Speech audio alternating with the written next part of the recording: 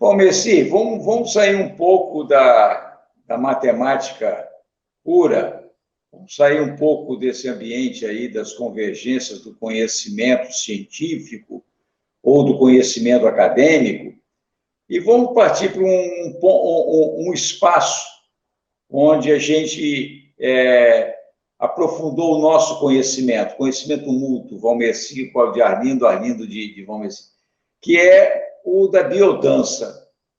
Como é que a biodança te achou, Valmerci? Eu tive uma companheira que fazia biodança e me apresentou a biodança. Eu, em princípio, não entendia muito bem esse negócio. Era, bom, professor de matemática, né, fazer biodança. Andei observando um pouco e aí comecei a compreender, né? Li um pouco sobre isso, sobre a biodança, e resolvi participar, né, como aluno de um grupo regular. A biodança me proporcionou coisas interessantes, de fato, né? Em termos de amadurecimento, de vivência, de afetividade, cair algumas máscaras,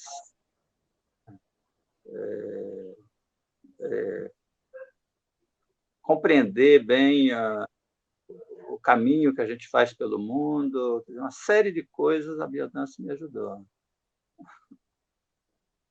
Ô, Messi, você tem alguma coisa do seu caminhar pelo mundo que você tinha uma forma de caminhar, né?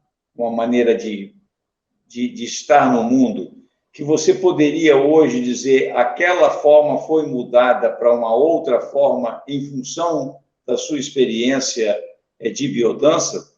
Você poderia compartilhar alguma coisa bem específica? Imagino que a minha relação com os meus filhos. A gente tem uma educação meio reservada, assim, em termos de afeto, né? A gente tem medo de afetos, né? A gente pelo menos eu, fui criado meio arredio, etc. E a biodança me ajudou isso, a me aproximar bastante dos meus filhos. Trocar abraços, falar sobre suas questões, sobre as minhas questões, enfim, um melhor relacionamento com os meus filhos, né? Isso a biodança me ajudou bastante. Eu comecei essa conversa me lembrando daquela nossa viagem a Maricá. E você agora me deu um gancho que já era uma das curiosidades, eu gostaria que você compartilhasse. Você falou que a biodança ajudou na relação com os filhos. Né? Mas eu gostaria muito se você pudesse compartilhar com quem vai estar nos ouvindo, não se sabe onde e quando, compartilhar a sua experiência de pai. O pai que assumiu também a função de mãe. Que, para mim, se você me permite uma declaração em público, né, é uma admiração profunda que eu tenho de você. Eu diria até uma inveja. Eu gostaria de ter conversado com você mais, ter interagido mais com você. Não era para necessariamente ser um pai, mas eventualmente ser um pai no sentido que eu entendo, no sentido que eu hoje entendo, e que lá atrás eu gostaria, mas eu não conseguia nem formular a questão. Compartilha com a gente, porque é possível que você toque a muito coração, a muitos homens que têm essa coisa feminina dentro, mas que não consegue fazer esse extraordinário, eu imagino, extraordinário exercício de ser pai. Isso é uma coisa interessante. Eu sempre fui muito... Tá meio na moda esse nome, né? Democrático, né? Com os meus filhos. E quando eu me separei, isso já faz uns 25 anos, eu perguntei para os meus filhos: com quem que vocês querem ficar? Eu não perguntei, quer dizer, eu não forcei que eles ficassem com a minha ex-mulher ou que ficassem comigo. Eu tinha 3 filhos, ainda tenho 3 filhos, e perguntei para cada um deles. Os 2 que já eram adolescentes não tiveram dúvida nenhuma. Eu quero ficar com você. E a mais nova, que ainda era bem criança, tinha 8 anos na época, preferiu ficar com a mãe. Mas, conhecendo bem a história, eu fiz uma previsão. Eu falei assim: daqui a 5 anos ela vem morar comigo. Não foi praga, não, foi uma previsão. E aí eu tive que montar uma estrutura de casa, de dono de casa. Quer dizer, eu conversei com colegas e elas me deram alguns toques, né? Tipo assim: olha, tem que ter uma rotina na casa. Na hora de comer tem que ter comida, na hora de dormir tem que dormir, tá? Na hora de fazer exercício, dever de casa, tem que fazer dever de casa. Aí eu assim, vamos ter que enfrentar isso, né? Então, eu me coloquei nesse dever aí, quer dizer, os filhos demandavam um cuidado, eu tinha que ter esse cuidado, né, com eles, e fui descobrindo, né? E no início fazia tudo, às vezes a gente fica meio decepcionado. Tem aquela coisa que a mãe, às vezes, reclama, né? Comida, né? Eu achei que estava agradando, que eles iam comer, estava na mesa, eles não comiam nada, né? Decepção, eu não vou fazer mais, né? Porque tive um trabalho danado para fazer essa comida, eles não querem comer. Né? Mas aí a gente vai descobrindo, vai perguntando, né? No final deu tudo certo. Né? E tem outra coisa, Arlindo, eu acho que eu levei vantagem. Na verdade, eu vou falar 2 coisas. Primeiro, nessa época, há 25 anos atrás, pode estar diferente, mas há 25 anos atrás, era muito difícil um pai que resolvia ficar com os filhos. Os meus colegas, eu estou me baseando nos meus colegas. Um dos meus colegas se separou, né, e ele me perguntou: você vai mesmo assumir? Eu disse: vou. Assim, olha, eu não tenho condições, não, porque eu não tenho estrutura para isso. Né? Eu assim, olha, é só montar a estrutura, né? Quer dizer, então, eu era uma exceção, digamos assim.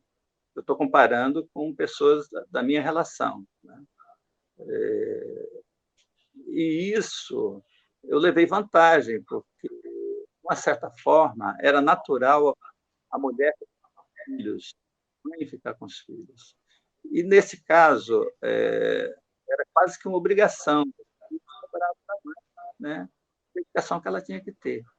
No meu caso, os meus filhos achavam que isso era uma coisa que eu estava fazendo a mais, tá?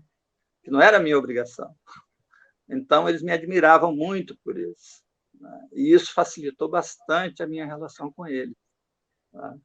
Porque eles também tinham que colaborar, tinham que fazer as coisas, não era só eu, tá? Isso é uma coisa.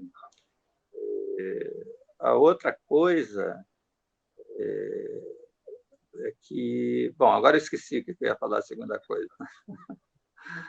Mas eu acho que uma coisa que você mencionou aí, quer dizer, em primeiro lugar, você continua ponto fora da curva. Quer dizer, quantos jovens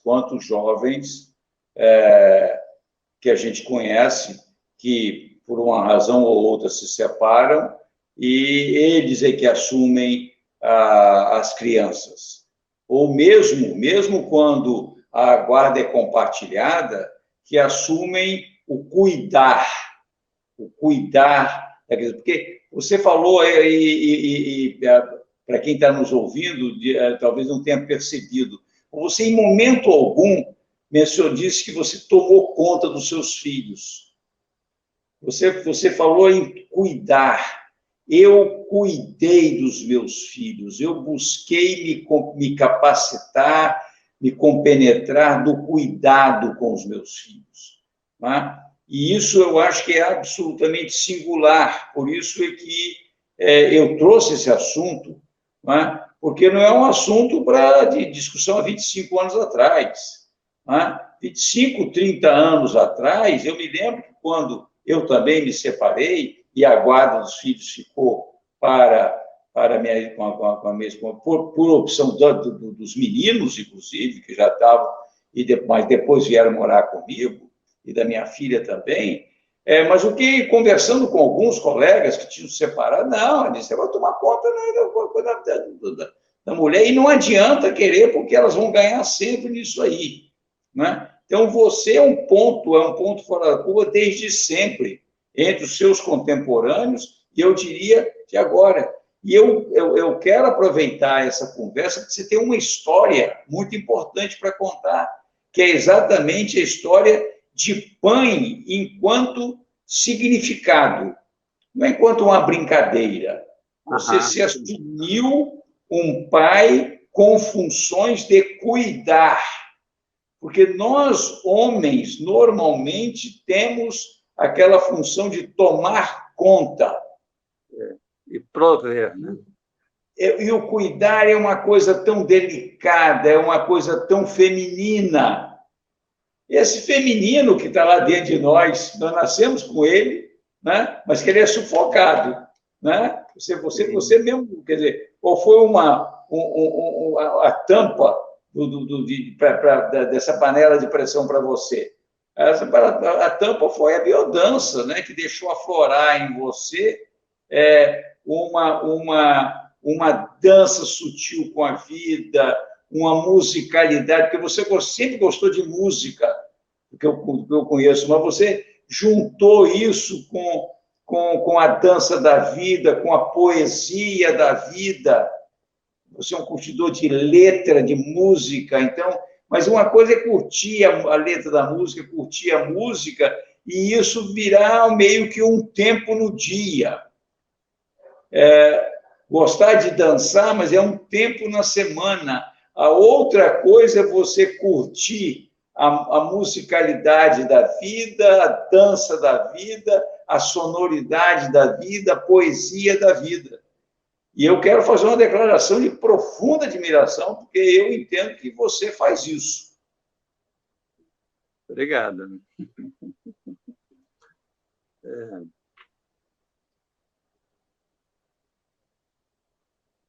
O que você diria para jovens, para pessoas mais jovens aí, nessa função? Tem como se preparar para ser pai? Olha, eu acho que realmente os meus colegas têm um pouco de razão. Tem que ter uma infraestrutura de fato, né? Quer dizer, a casa tem que funcionar bem, né? Os filhos, os jovens, eles eles precisam estar felizes dentro de casa, né? Com responsabilidade, né?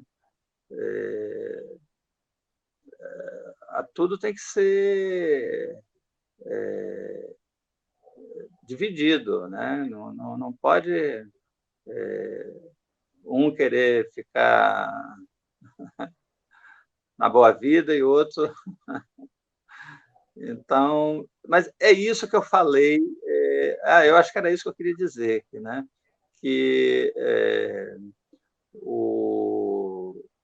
os filhos, quando aconteceu isso comigo, eles se sentiram também na obrigação de se cuidarem para me ajudar, porque eu não tinha, segundo estava na cabeça deles, a obrigação de fazer isso. Tá? Então, eles cooperaram, digamos assim, comigo, né? Eu acho que eu gosto mais do cooperar do que ajudar, porque o ajudar fica sempre naquela história, né, de que eu estou fazendo um favor para você. Né? E tem uma máxima, outro dia um amigo meu estava compartilhando comigo essa história de estava com dificuldade, porque a mulher nunca reconhecia o quanto ele a ajudava. Aí eu disse, olha, você precisa parar de ajudar a Sara. Você realmente precisa parar de ajudar a Sara. Ele falou assim, como é que eu faço, então? Deixa de ajudar a Sara e passa a colaborar com a Sara, trabalhar junto com ela. E, em alguns casos, passa nem a colaborar, passe a cooperar com a Sara, ou seja, operar junto com a Sara. E aquilo, como se caiu como se fosse uma tonelada de aço, um lingote de uma tonelada na cabeça dele. Mas queria um amigo queridíssimo, não tem dúvida nenhuma, mas que a gente, na nossa forma, na nossa sociedade patriarcal, fica subentendido como se eu estivesse ajudando. E nunca como sendo uma colaboração ou uma cooperação, porque, afinal de contas, manter a casa limpa manter a casa limpa para mim mesmo. Não é? Trocar a fralda é trocar a fralda com um filho meu também. Lavar os pratos é lavar os pratos onde eu comi, ou fazer comida. Então, isso é muito difícil na nossa cabeça forjada, mais do que a nossa cabeça, né? O nosso espírito muito forjado, o nosso imaginário muito forjado nessa visão patriarcal e machista, né? Então, eu fico cada vez mais encantado com a sua história por conta disso, porque você vai começar a ajudar, mas logo já de começar a colaborar. Né? Mas acrescentando aí nessa coisa da sociedade machista, né? Não são só os homens, os filhos que são machistas, as mães são machistas. Sim, lógico. Lógico.